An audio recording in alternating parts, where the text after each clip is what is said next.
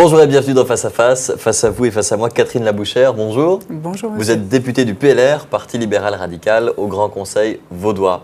Ma première question sur votre nom de famille, Labouchère. Expliquez-moi quelle est la ressemblance entre la boucherie et la politique vaudoise. Écoutez, Y a-t-il une analogie à faire? Non, rien du tout, parce qu'en plus de ça, c'est un nom d'origine française, c'est le nom de mon mari. Voilà, c'est une famille française huguenote qui a émigré en Hollande et en Angleterre, donc voilà. Mais ce nom vous sert en politique. On se rappelle rapidement Catherine Labouchère. Peut-être, mais enfin, vous savez, j'ai jamais compté ni sur mon nom. Je crois que c'est plus les questions telles que je suis qui comptent que le nom. Une des questions qui vous inquiète beaucoup, c'est la sécurité, notamment la sécurité dans la région de Gland. Et là, je crois que vous avez des solutions. Est-ce que vous arrivez à nous en parler?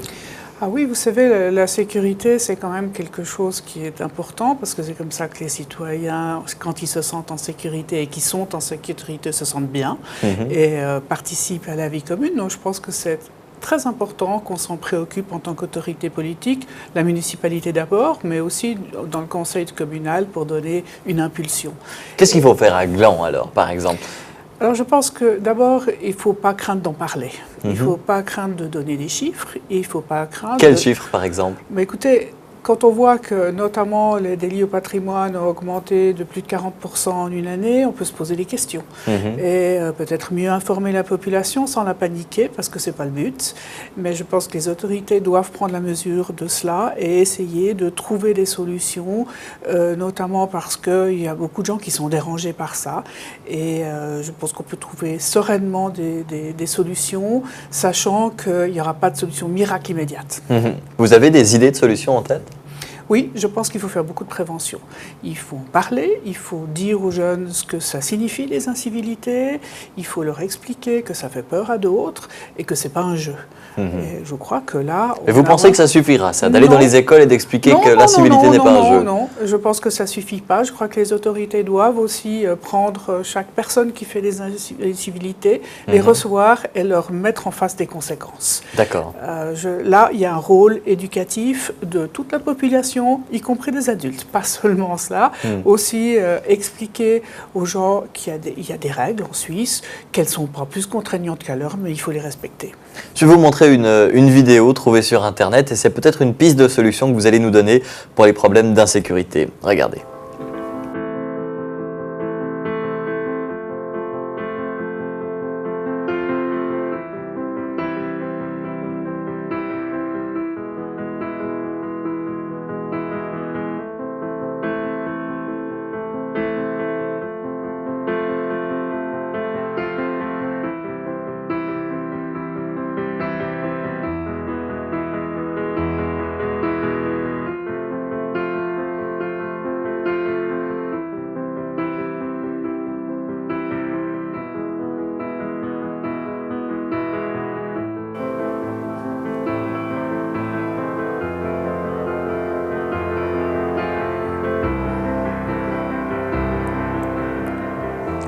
On y voit des caméras de surveillance qui capturent non pas l'insécurité ou l'incivilité, mais au contraire la gentillesse, l'amour, etc. Est-ce que la caméra de surveillance sonne pour vous comme une solution? Écoutez, je pense que c'est un moyen parmi d'autres, c'est en tout cas pas la solution avec un grand S. Mais vous l'excluez pas? Plus de caméras de surveillance à Gland, puisqu'on parlait de Gland et c'est... Écoutez, je pense que Gland, il y a d'autres moyens avant les caméras de sécurité. Il ne faut pas l'exclure si c'est nécessaire dans certains cas.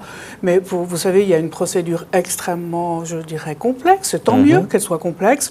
Moi, je pense qu'il y a bien d'autres choses à faire avant. Mais si ça peut être un moyen qui peut aider pour des choses bien précises, pourquoi pas? On regardait votre parcours politique en préparant cette interview, brillant, beaucoup de réussite. Il manque peut-être un poste de conseiller d'État, non? Conseillère d'État en l'occurrence. Non, écoutez, moi j'ai commencé la politique tard, parce que j'ai élevé mes enfants, j'ai vécu à l'étranger, c'est une sorte de circonstance. C'est pas un défaut, vous avez eu l'expérience de la vie avant d'aller donner des leçons à tout le monde, c'est bien. Peut-être, mais écoutez, moi j'ai un parcours politique intéressant, c'est vrai, j'y trouve beaucoup d'intérêt, j'ai beaucoup de plaisir à le faire, mais vous savez, toujours briguer des postes, je ne sais pas si je suis faite pour l'exécutif après tout. C'est vrai? J'en sais rien, je ne l'ai pas expérimenté, pour l'instant je suis très heureuse dans ce que je fais. En 2017 alors, vous n'êtes pas tentée? En 2016, dans le canton de Vaud, pour avoir un poste d'exécutif d'abord dans une commune, 2017. Non, écoutez, il faut pas. Moi, j'ai plus l'âge d'être conseillère d'État.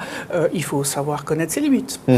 Vous avez une sorte de politique raisonnable. Au PLR, on a l'habitude de voir quelques figures un peu bling-bling, comme ça, très rentre-dedans. Vous, on vous sent plus sur la réserve, sur la réflexion, avec du recul. Ça vous définit bien ? Oui, je pense que oui, mais il faut de tout pour faire un monde. C'est vrai, vous n'êtes pas parfois un peu agacé par vos collègues bling-bling qui vont beaucoup dans les médias, qu'on voit beaucoup, qu'on entend beaucoup, parfois un peu trop? Bon, écoutez, à chacun sa personnalité. Moi, comme je vous le disais, je trouve de l'intérêt à ce que je fais. J'ai un caractère comme ça. Je suis une personne qui aime les dossiers. J'aime travailler sur des dossiers. J'aime trouver des solutions. Passer dans les médias tous les jours, c'est pas mon but. Quand j'y suis, je suis très contente. Quand j'y suis pas, j'en fais pas un drame. Quelles sont les thématiques, j'ai enchaîné tout de suite sur la sécurité, mais quelles sont les thématiques, vous, qui vous font vous mobiliser aujourd'hui? Alors d'abord l'éducation. Ça, en premier lieu, je pense que c'est la clé vraiment pour tout le monde d'avoir une éducation qui correspond à ce qu'on est.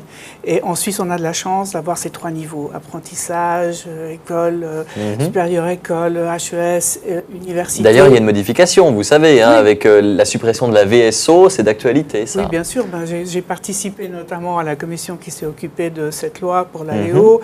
Et moi, tout ce qu'on peut faire, et il faut suivre aussi ce qui se passe dans l'évolution de la vie, tout ce qu'on peut faire pour donner une éducation performante aux enfants et qui se trouvent bien dans ce qu'ils sont. Performant ne veut pas dire atteindre l'université, c'est pas du tout ça que je veux dire, mais qu'on se sente bien avec soi-même, que les jeunes se sentent bien dans leur métier. Que veut-on de mieux? Et je pense qu'en Suisse, c'est notre ressource, il faut l'utiliser. Mais vous avez l'impression qu'on le fait correctement ou qu'il y a beaucoup de choses à changer? Non, moi je pense que globalement, c'est tout à fait bon. Il y a toujours à la marge des choses à changer, on peut s'améliorer tous les jours. Et puis, il faut tenir compte de la vie qui évolue. Et il faut tenir compte aussi de ce qui se passe. Les gens bougent, il faut qu'on leur offre non pas des silos je dirais, d'organisation dans chaque canton, mais une possibilité de bouger, ça fait partie de la vie. C'est vrai qu'aujourd'hui, quand on passe du canton de Fribourg au canton de Neuchâtel, qu'on va dans le canton de Vaud et qu'on termine dans le canton de Genève, on n'a plus rien compris au sens de la scolarité. Alors ça va venir maintenant parce qu'il y a Armos. Et ça, c'est vraiment un grand pas en avant. Il y a le programme d'études romans aussi. Donc tout ça se met en place. Ça prend du temps, ça demande des changements dans les cantons. Mais moi, je suis très optimiste. Quand on parle de l'éducation et du début de l'éducation surtout, il y a ce rôle de l'éducation. Vous savez, les enseignants disent souvent « mais nous ne sommes pas les parents, nous sommes là pour donner un savoir, pas pour éduquer les enfants ». Qu'est-ce que vous en pensez? Vous nous parliez en début d'interview du rôle de l'éducation dans la prévention des incivilités. Qu'est-ce que vous en pensez alors de ce rôle de l'enseignant? Il y a un rôle bien particulier de la famille et des parents, et ça, je pense que l'État n'a pas à s'en mêler. Par contre, au moment où vous socialisez un enfant, qu'il vient à l'école ou même qu'il vient dans le préscolaire, il y a des règles qui sont là et les enseignants doivent les transmettre. Non pas se substituer aux parents, mais c'est un parcours commun où il y a un échange. Et ça, c'est important. Il faut aussi parfois rappeler la responsabilité de l'élève, par exemple? Oui, l'élève et les parents. Il y a une responsabilité éducative des parents, il faut le leur rappeler. Je pense que ça fait partie du jeu. Et c'est normal dans la vie, chacun doit assumer des responsabilités et celle de parents, croyez-moi, est quand même très valorisante. Et sur les langues alors, Catherine Labouchère, je vous montrais une vidéo sous-titrée en anglais, on aurait pu la sous-titrer en allemand, que vous auriez compris pareil? Bon, moi j'aime bien les langues, j'ai toujours vécu dans un milieu où on privilégiait les langues, alors je parle, je dirais normalement l'anglais, l'allemand, peu l'italien, et puis le reste, mes enfants et mon mari sont bien meilleurs que moi, mais j'ai un goût pour les langues étrangères, j'ai vécu à l'étranger, ça m'intéresse parce que c'est un signe de culture différente, et toutes les cultures différentes m'intéressent. Mais vous savez que dans l'éducation, on a cette problématique de l'allemand et de l'anglais. Quelle langue privilégier? Notre sens patriotique voudrait qu'on privilégie l'allemand, notre sens utilitariste voudrait qu'on privilégie plutôt l'anglais.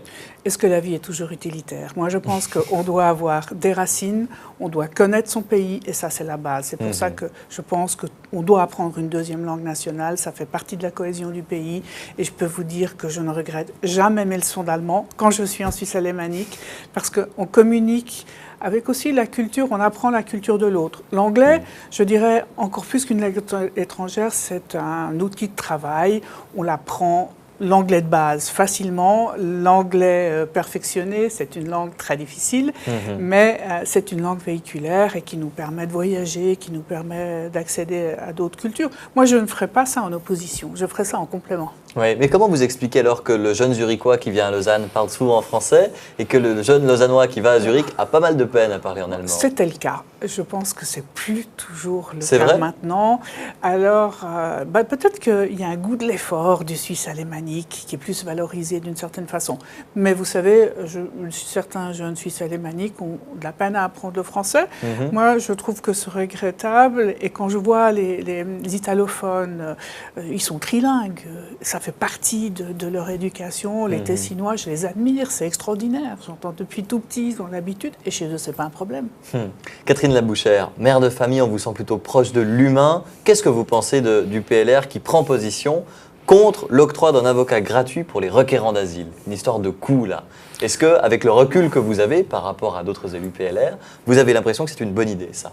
Écoutez, moi, je ne dirais pas que c'est une bonne ou mauvaise idée. Je pense qu'il y a différents autres critères qui entrent en ligne de compte. Je pense que le problème de l'asile est un problème extrêmement complexe, c'est un problème difficile, et un problème douloureux.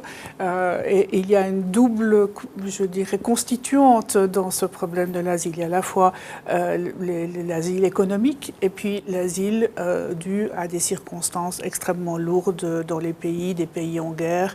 Et ça, c'est autre chose quand la vie des gens est menacée. Le problème économique est un problème mondial et évidemment en Europe, on doit se préoccuper, mais pas tout seul. On doit se préoccuper avec une large communauté. Et encore une fois, je pense que personne n'a la bonne recette absolue. Je crois qu'il faut rester très, très, très modeste. Oui, évidemment. Et le requérant d'asile coûte cher à la Suisse, c'est normal de le dire. Mais est-ce que c'est là-dessus qu'il faut faire des économies? Écoutez, moi je pense qu'il faut essayer de ne pas donner des illusions aux gens. La Suisse n'est pas un Eldorado absolu. Je pense que c'est difficile parfois pour ces gens de s'y adapter.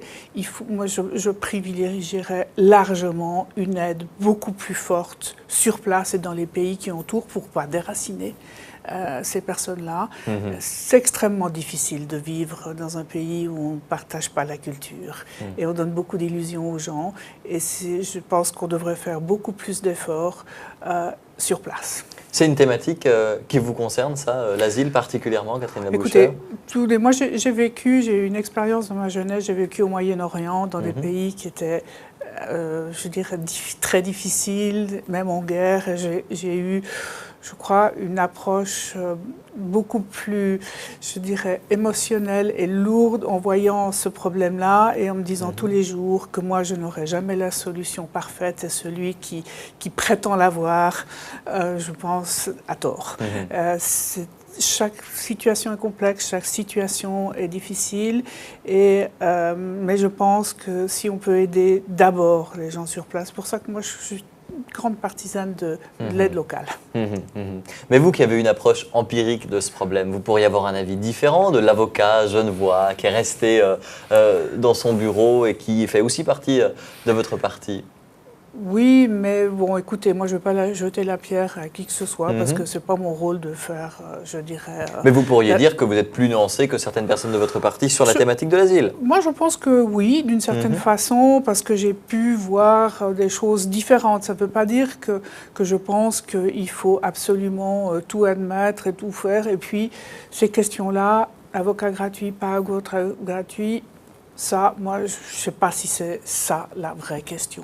Donc, la vraie question, c'est bien en amont de savoir ce qu'on fait pour que ces gens ne quittent pas leur pays et restent dans leur pays parce que c'est quand même assez formidable de pouvoir vivre dans son pays et de pouvoir apporter quelque chose pour construire. Le fait de fuir est toujours un échec, d'abord pour la personne. Vous avez vu évidemment les récentes élections genevoises avec le triomphe du MCG qui évidemment pénalise le PLR dans le canton de Genève. Ça pourrait aussi, imaginons que ce soit le cas dans le canton de Vaud, avec un ras-le-bol du citoyen vaudois sur des thématiques comme la sécurité par exemple. Est-ce que ça, vous pourriez le sentir venir, vous qui êtes vaudoise?